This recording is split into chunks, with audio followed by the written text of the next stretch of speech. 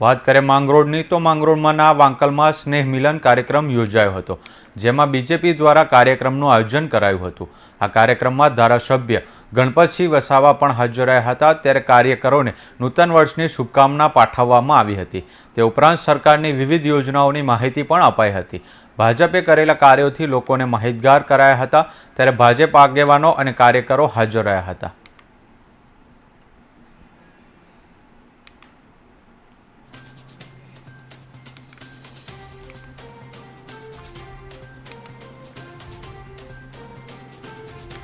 માંગરોળના વાંકલમાં સ્નેહ મિલન કાર્યક્રમનું આયોજન કરવામાં આવ્યું હતું।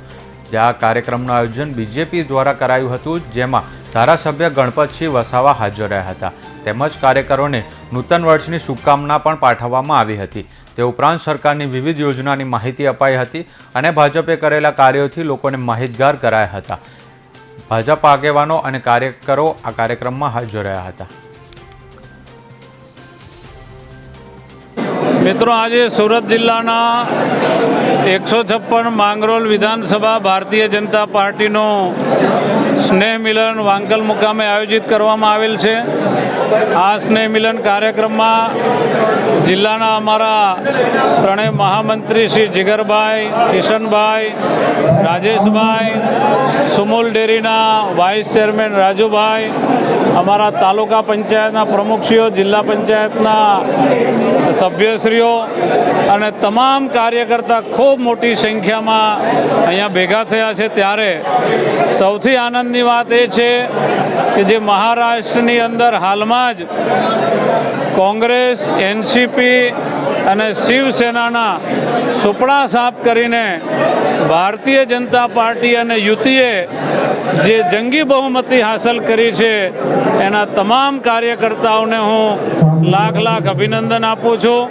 અને આવનારા દિવસોમાં આવનારું નવું વર્ષ એ માંગરોળ વિધાનસભાની અંદર ગુજરાતમાં અને દેશમાં હજુ પણ ખૂબ સુખ, શાંતિ અને સમૃદ્ધિ લઈને આવે। ભૂપેન્દ્રભાઈ પટેલ સાહેબની આગેવાનીમાં નરેન્દ્રભાઈ મોદી સાહેબના માર્ગદર્શન હેઠળ ગુજરાત હજુ પણ આવનારા દિવસોમાં પ્રજાહિતના કાર્યો કરીને, પ્રજાલક્ષી વિકાસના કામો કરીને વિકાસની અનેક ઊંચાઈઓ સિદ્ધ કરે અને છેવાડાના માનવી સુધી, ગરીબથી ગરીબ માનવી સુધી પણ સરકારની યોજનાઓ અમે પહોંચાડી શકીએ એવો આજના અમારા ભારતીય જનતા પાર્ટીના સ્નેહ મિલનના કાર્યક્રમમાં અમે કાર્યકર્તાઓને અનુરોધ કર્યો છે।